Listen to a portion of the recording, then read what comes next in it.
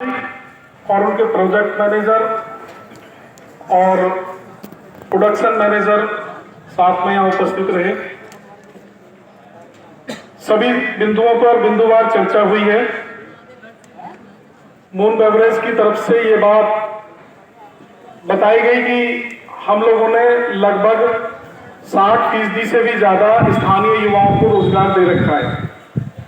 अभी जो प्रोजेक्ट निर्माणाधीन चल रहा है उसमें भी उन्होंने ठेकेदारी और उससे संबंधित कुछ प्रमाण दिखाए, जिसमें यंत्र चलाने से लेकर मजदूरी और तमाम ठेकेदारों के साथ जो काम कर रहे हैं उसमें स्थानीय युवाओं की संख्या ही ज्यादा है।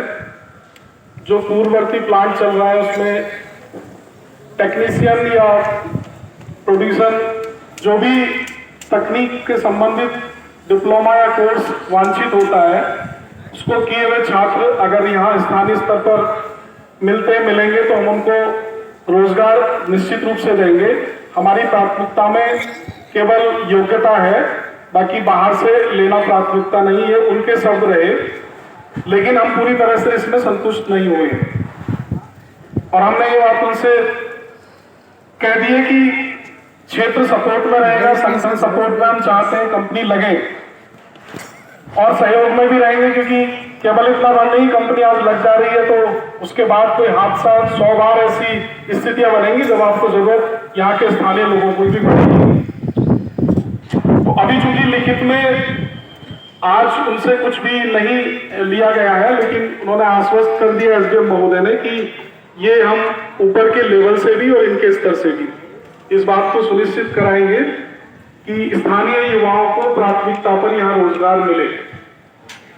हमने उसमें रखा है कि जो भी आपकी पद सृजित होता है उससे संबंधित किस कोर्स से संबंधित विद्यार्थी आपको चाहिए, वो चाहे तो अखबार पब्लिकेशन के माध्यम से आप नोटिस लगवाएं और सूचना क्षेत्र में पहुंचे। और ये क्षेत्र इतना अग्रणी है कि हर फील्ड में, हर सब्जेक्ट में बच्चे कहीं ना कहीं कोर्स कर रहे हैं, प्रोफेशनल कोर्स कर रहे हैं और 90% मैं समझता हूँ कि उसकी पूर्ति धौलाना पलखवा क्षेत्र या हापुड़ जनपद के अंदर ही हो जाएगी। एक तर्क दिया गया है कि हम बागपत, मेरठ या आसपास के शहरों से, हमने कहा बागपत मेरठ स्थानीय में नहीं आता है। अच्छे रोड बनाने का मतलब ये नहीं कि आप मेरठ से या मुजफ्फरनगर, सहारनपुर का बच्चा या इधर अलीगढ़ का बच्चा यहाँ बाई रोड अगर पहुंचने के में सक्षम है तो उसको स्थानीय मान लिया जाएगा। दूसरा, मून बेवरेज के अंदर जो ग्राम समाज की जमीन है जो गलत नंबे फर्जीवाड़ा से दिए गए हैं, और कनौला गांव के एक किसान परिवार की जो जमीन दादालाई उन्होंने खरीदी हुई है वो आज मून बेवरेज की बाउंड्री के अंदर है, उसको 3 से 5 दिन में एसडीएम महोदय ने जांच करा के, और चूंकि उस पर स्टे भी है, उसकी जांच कराकर उसको खाली कराना अथवा मुक्त कराने की प्रक्रिया का आश्वासन उन्होंने हमें दिया है। और उसमें उनका कहना है कि 7 दिन का समय चाहिए होता है, लेकिन हम कोशिश करेंगे 3 से 5 दिन में इस प्रक्रिया को संपन्न करा दें। इस बात के लिए वो थोड़ा 5 दिन का समय इसमें चाह रहे हैं। न्यूनतम वेतन अधिनियम की जो बात है ये ऊपर से तो है ही सरकार की तरफ से, लेकिन इस लेवल पर भी कोई किसी फैक्ट्री में बच्चा काम कर रहा है, ये बहुत सारी शिकायतें हैं भी, कोई 5,000, कोई 8,000, कोई 7,000, जो न्यूनतम वेतन सरकार ने तय किया है वो सभी कंपनियों में लागू किया जाएगा। उसे न्यूनतम वेतन हर हाल में मिलेगा। उसके अलावा जो पीएफ या अन्य जो व्यवस्थाएं जुड़ती हैं वो सारी उसके साथ जुड़ेंगी, चाहे वो किसी भी कंपनी में यहाँ का बच्चा काम कर रहे हैं। पॉल्यूशन एक मुख्य विषय है, वो हम सबके जीवन से जुड़ा है, आने वाली पीढ़ी के जीवन से जुड़ा है। मानक पूरे हों, बोरवेल बनाए नहीं जाए, गंदा पानी नीचे ना उतारा जाए, और जो भी उस प्रोजेक्ट से संबंधित जिस तरह के भी इंस्ट्रूमेंट लगने हैं या जो निर्देश है या एनजीटी की गाइडलाइन में आता है वो सब पूरे कराने को लेकर पॉल्यूशन विभाग से जो अधिकारी यहाँ पहुंचे उन्होंने दिखाया, बताया। मदर डेयरी पर भी 43 लाख रुपए का चालान काटा गया है। जो खुले में नाले में रात को पानी डालने की शिकायत थी उन्होंने सच पाई है, और उसके बाद भी उनका यह आश्वासन है कि किसी भी कंपनी के द्वारा जहां जो भी आपको लगता है आप शिकायत करेंगे उस पर निश्चित 24 घंटे में कार्रवाई होगी और नियमों का पालन सुनिश्चित कराया जाएगा। आवारा पशु वाला जो विषय ये है बड़ा विषय क्षेत्र के लिए। पारपैकलैंडी गांव में 3 जिलों से सीमा से जुड़ा हुआ है, वहां चूंकि आक्रामक पशु हो गए हैं। अब इसके लिए तो ककराना की जो जमीन है उसको उन्होंने गौशाला के लिए चिन्हित कर लिया है, जो दर्ज है चरा गांव में। एक अस्थायी रूप से पारपा समाना में सरकारी जमीन तलाशने के निर्देश यहाँ एसडीएम महोदय ने आज दिए हैं अपने तहसीलदार महोदय को, विद इन 2 डेज तो उसको तलाश कर लें एक अस्थायी गौशाला वहां बनाने के लिए। और इसमें अभियान वो कल से ही शुरू करा रहे हैं और अभी उनका कहना है कि इसमें जो जहां है वहां वो अवगत कराते रहेंगे। हमारा अभियान शुरू होगा और इसमें पूरी कोशिश है कि ज्यादा से ज्यादा और हो सके जितना संभव सभी को यथा समय हम इनकी व्यवस्था गौशालाओं के अंदर कर दें। ट्यूबवेल और बिजली विभाग का जो मसला है इसको लेकर एक्सएम महोदय से एक तो हमने ये बात रखी और उन्होंने इसको स्वीकार कर लिया है कि संविदा पर जो उसी गांव का व्यक्ति लाइनमैन के साथ जेई के साथ जुड़ा हुआ है, जो ज्यादा विवाद चल रहा है इस बात का है, गांव की राजनीति होती है और वो कहीं ना कहीं गलत तरीके से गांव के आदमी को फंसवाता है और वहीं से वसूली का काम चल रहा है। एक तो कहीं किसी से अवैध वसूली या कुछ भी मांगे तो आप हमारे महेश तोमर जिलाध्यक्ष हैं, ब्रह्म सिंह राणा जी हैं, रामोतार जी सपनावत है, हर गांव में एक या 2 प्रतिनिधि है संगठन का। आप इनको पहले अवगत कराएं, ऐसे ही किसी को पैसा ना दें और ये व्यवस्था कर दी कि कोई भी अपने गांव में अपने गांव का संविदा कर्मचारी लाइनमैन या जेई के साथ में नहीं होना चाहिए। आपको लगाना है, रखना है, बगल के गांव दीजिए, लेकिन अब उस गांव में होने से ज्यादा दिक्कतें पैदा हो रही हैं। बिजली बिलों में जो दिक्कतें आ रही हैं उसके लिए भी उसका समाधान का एक बात कह दी गई कि जेई साहब इस बात में हाजिर जवाब भी रहे, फोन उठाएं। अगर किसानों की तरफ से इसमें भी शिकायत आ जाएंगी तो उसके लिए भी कार्रवाई सुनिश्चित करने का आश्वासन दिया गया है और इसको रुकवाने के लिए देखो सबको तत्पर और सहयोगी बनना पड़ेगा। बिजली महकमे को लेकर ही ज्यादा त्रस्त है सब लोग, वो विषय पर भी वार्ता हो गई है। हम लोग अभी कुछ समय बाद एसडीएम महोदय को आप सबके बीच में बुलाएंगे, अध्यक्ष जी का संबोधन और उनका गाइडलाइन मिल जाए, वो इस पक्ष को रखेंगे और फिर आप सब सुनिश्चित करेंगे कि 5 से 7 दिन का समय जो एसडीएम महोदय के माध्यम से मांगा जा रहा है इन सब विषयों पर वो दिया जाना चाहिए, या जब तक इसका स्थायी समाधान नहीं हो इस आंदोलन को जारी रखा जाना चाहिए। अब इसको तय होना है। तो मैं चाहूंगा पहले जो वक्ता रह गए हैं जो अपना, तो मैं चाहूंगा अपने जिलाध्यक्ष महेश तोमर जी आप सुनिश्चित करें और तत्काल एसडीएम महोदय को पंचायत के बीच में आप बुलवाएं और उसके बाद हम सब लोग मिलकर तय करेंगे कि हमें आगे की क्या रणनीति बनानी चाहिए।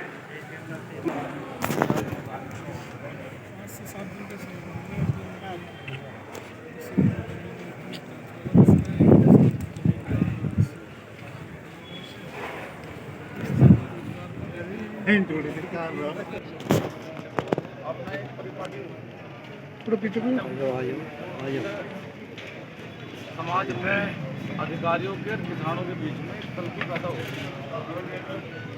उसका सबसे बड़ा कारण क्या है कि उस व्यवस्था की घोषणा तो करेगा इस देश का नेता, और घोषणा ऐसे नहीं कि भाई आज मुझे वोट की जरूरत है। 22 में चुनाव हुआ, सारे जितने भी पार्टी के नेता चुनाव लड़ रहे थे सबने कहा अपने अपने घोषणा पत्र सबने जारी करे, लेकिन सबके घोषणा पत्र में सबसे पहला बिंदु ये था कि यदि हमारी सरकार आई तो हम किसानों को बिजली।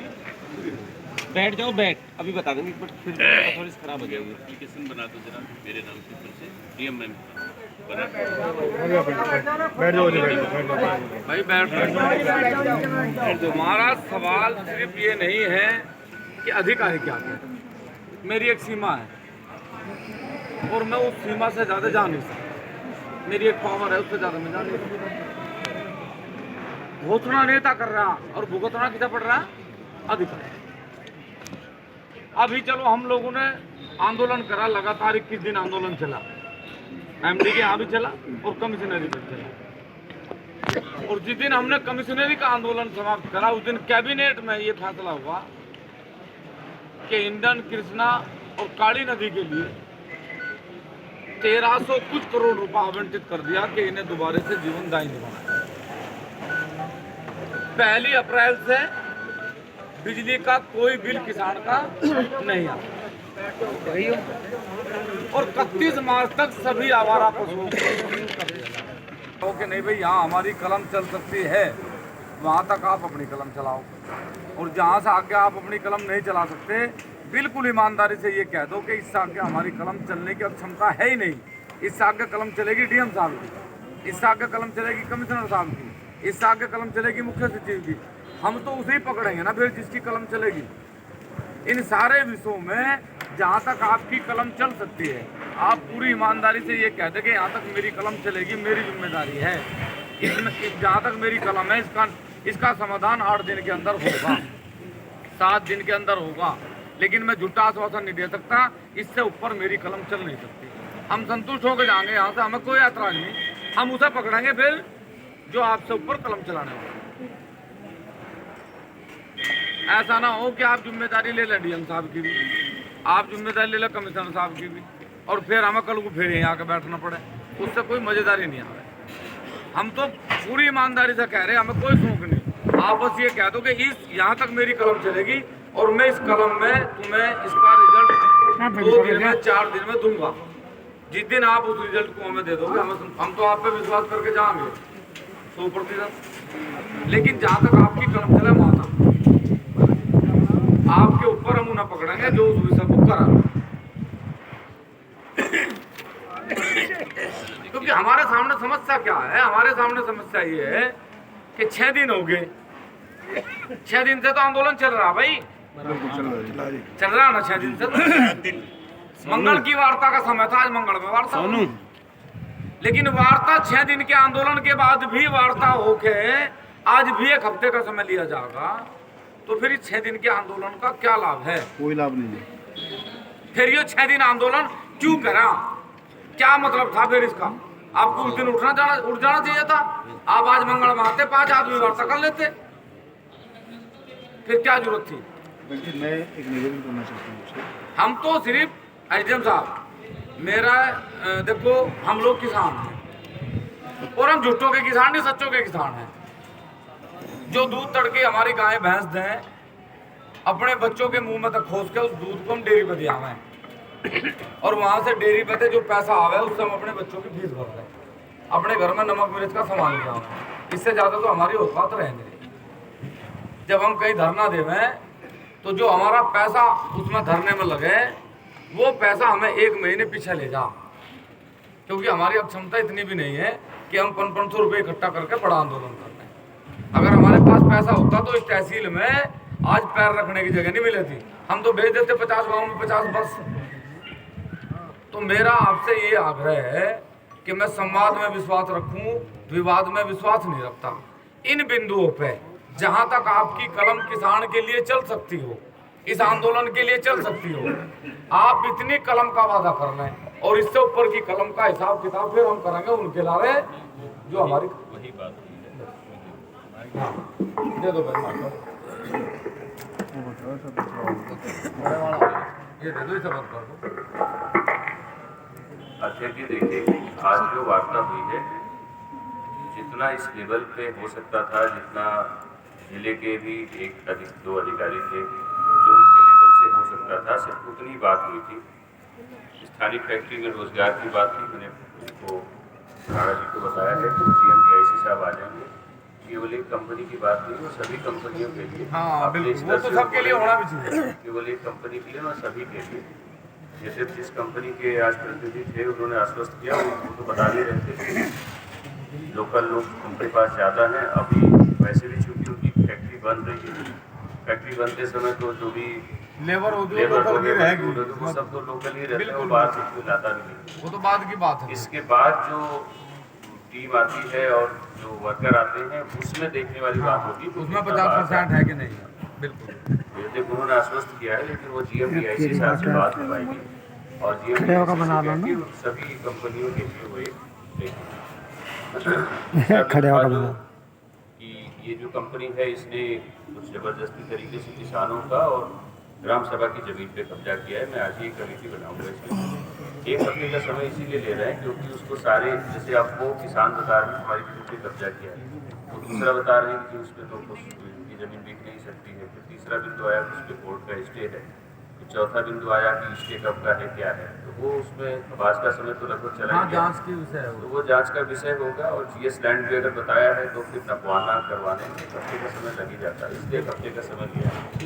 जीएस लैंड की स्थिति ये है, सच्चाई ये है कि जीएस लैंड एक ऐसी ज़मीन होती है जो लोग बचपन में तो हम लोग यही जानते थे कि ये जीएस लैंड तो मतलब हमारी ज़मीन है, जो जितना कब्जा कर ले उसका मालिक वही है। धीरे धीरे समझ में आया कि नहीं जी ये सरकार की ज़मीन है, कब्जा आप कुछ दिन जो चाहे कर लीजिए, कब्जे में मनाही नहीं रहती उस समय, लेकिन जब पकड़े जाएंगे तो ज़मीन तो खाली होकर रहेगी और विधिवत तरीके से खाली होती तोड़ा भी जाता है। तो जीएस लैंड पे अगर कोई कब्जा करेगा तो निश्चित रूप से खाली भी होगा और उसमें जुर्माने की भी व्यवस्था है। तो इसीलिए इसको एक हफ्ते का समय लिया है।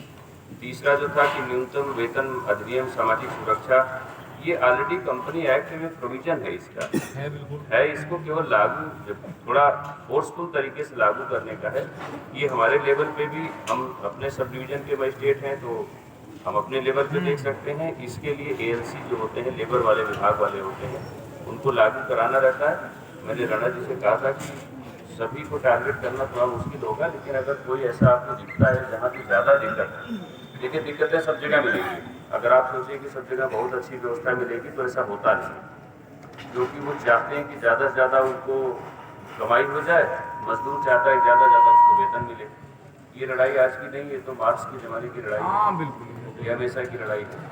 तो एएलसी को, चूँकि आज एएलसी दे रही उनके बेटे के साथ तबियत खराब है, उनके माध्यम से इसको इंश्योर कराएंगे हम। अगर आप चाहते हैं तो हम उनको एक लेटर लिख सकते हैं, सभी कंपनियों के लिए इंश्योर कराएं, ये हमारे बस का है, वो मैं कर सकता हूँ। इससे पहले वाला में भी जो इनको GMDIC को लिखना है, वो भी पत्र में लिख सकता हूँ उनको कि इस तरीके से उसको इंश्योर कराएं। चौथा बिंदु जो था, ये प्रदूषण वाले आए थे, प्रदूषण वालों ने बताया भी कि वो काम कर रहे हैं, एक आध लोगों ने और बताया कि अच्छा काम कर रहे हैं शायद। प्रदूषण वाला बिंदु सबसे इम्पोर्टेंट आपका है।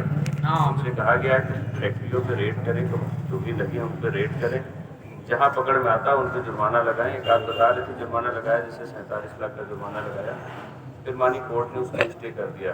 तो अगर स्टे कर दिया तो उनके बस में भी नहीं है, लेकिन उनसे ये मैंने कहा कि अगर स्टे एक जगह कर दिया, दोबारा पकड़िए, तीसरी बार पकड़िए, बार बार आप करते रहिए। हर हफ्ते अगर आप, एक महीने में अगर आप 30-40 भी फैक्ट्री पे अगर आप कार्रवाई कर सकते हैं, हाँ, तो उसको तो अपना मैसेज चला जाएगा, अपने आप हो जाएगा। आवारा पशुओं का आतंक का जहाँ तक है, तो इसमें 2 अपडेट है। एक तो 2 हेक्टेयर जमीन कतराना में हमें मिल गई है, तो कतराना में 2 हेक्टेयर जमीन मैंने दे भी दिया है, कल चला जाएगा उसका प्रस्ताव। एक गौशाला कतराना में बन रही है। एक पारका के लिए मैंने बोला है कि आज शाम तक या कल, पारका शाम तक या कल जमीन हम वहाँ निकाल लेंगे, कोई ना कोई जमीन मिल जाएगी सरकारी, वहाँ एक गौशाला बना लेते हैं। उसमें 2 सहयोग है, एक तो वीडियो करेंगे इस काम की व्यवस्था, दूसरा गाँव वासियों का सहयोग चाहिए। बता रहे थे कि उधर से गौतम बुद्ध नगर से बहुत सारे जानवर आ जाते हैं, उनको वापस भेजना होगा, क्योंकि उसमें हिंसक आजकल सांड है, बहुत बदमाश हो गए हैं, खा के मोटे हो गए, सब्जी का खा रहे इधर उधर, वो हिंसक हो गए तो उनको ठेल के भगाना एक होगा। तो उसमें पारपा में गौशाला बन जाएगी, कोई उसमें दिक्कत नहीं, पारपा में बन जाएगी। और एक आपका जो बिजली वाला था, बिजली वाले पे एक्सचेंज साहब ने बताया कि कोई ऐसा आदेश नहीं है, तो बिजली वाले पे मैं अनुरोध करूँगा कि आपको इस बात को ऊपर लेवल पे, यानी कम से कम डायरेक्टर लेवल पे ले जाना, MD लेवल पे ले जाना, बिजली वाले पे। एक लोकल लेवल पे था जो इन लोगों ने शिकायत किया लाइनमैन की, संविदा जो लाइनमैन है वो किसी से अपना इधर उधर कर लेते हैं, तो ठीक है, बता पूरे प्रदेश में चल, उसको चेंज करने की बात हुई है। तो हमने आपसे अनुरोध किया है कि एक लिस्ट, सभी को चेंज करना भी ठीक नहीं, एक लिस्ट दे दीजिए जो बदमाश है उसे कर दो, वो चेंज कर दो, वो इस लेवल पे था वो चेंज कर, और वो तो 2-4 चेंज हो जाएगा, आप 2 की बुद्धि अपना आप सही हो जाएगी। बल्कि एक आध को अगर आपको लगता है तो आप टारगेट कर लीजिए उससे, आप बताइएगा, उसको विजिलेंस लगा देंगे, एक आध दिन पकड़वा ही लेते हैं उसको। हाँ, बस ये करवा सकते हैं आप, धीरे से बता दीजिएगा, एक आध दिन बुलवा के पकड़वा देंगे, सही हो जाएगा। भाई साहब मैं भी कुछ कहना चाह रही हूँ। मैं बताओ 1500 रुपए महीना या 3500 रुपए महीना बिजली कौन दे देगा बिजली का बिल? देखिए मुझे अच्छा लगा आपने ये कहा कि अपनी जो लेवल का है वो बताइएगा, तो वो सही है, हाँ सही बात, कर भी नहीं सकते हैं और हमारे बस का भी नहीं है। अब मैं अनुरोध करूंगा कि ये लेकिन जो मैंने बताया है GMDIC हुए, ALC हुए, उन सबको मेरी तरफ से भी पत्र चला जाएगा, कार्रवाई के लिए चला जाएगा, पॉल्यूशन डिपार्टमेंट को चला जाएगा, आवारा पशुओं के लिए कार्रवाई करी जाए और उस पर 1 हफ्ते का समय ले रहे हैं कि एक बार उसकी जांच करके प्रॉपर आ जाए उसकी रिपोर्टिंग। और मैं अनुरोध करूंगा कि अब आप लोग जो है करना